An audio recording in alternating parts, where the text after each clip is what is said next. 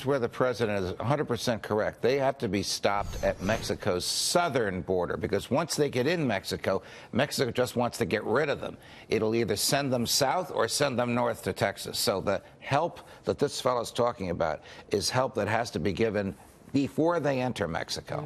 And by the way, they do enforce their border laws, and they do have the resources with which to do it, and they are not interested in humanitarian needs. It's a different world. And part of this appropriations bill limited the number of beds that we can have to incarcerate. So this catch and release program that the president is so frustrated with is limited because Congress limited the number of beds, so that all of a sudden you have an influx of 1,000 and you've only got 50 beds. Guess what? They're going to give them a drink and let Don't we have a Republican president and a Republican Congress?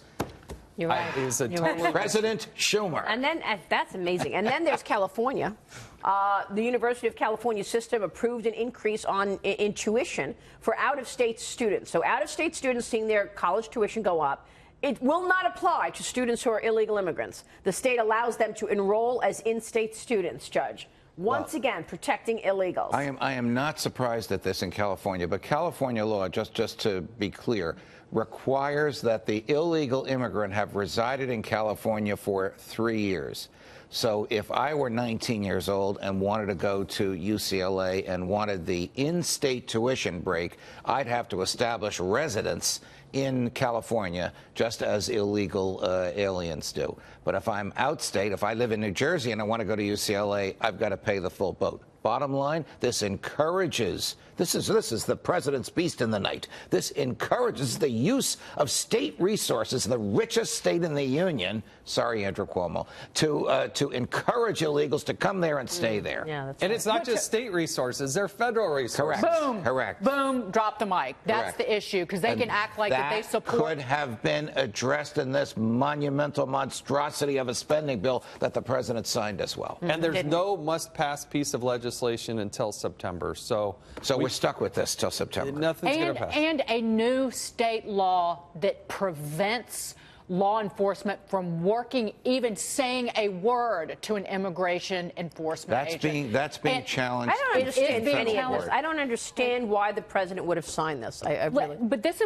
is one of the County Board of Supervisors Vice Chair Sean Nelson, the Orange County County Board of Supervisors Vice Chair. He was on Fox News Sunday yesterday, and this stat just struck me and took my breath away. We had 244 people as of last week released that we could not stop, and our people could not tell ICE that we believe ICE would have wanted to speak with them and likely wanted to do something about it. Our colleague Stuart Farney says to me, do you think California will secede from the Union?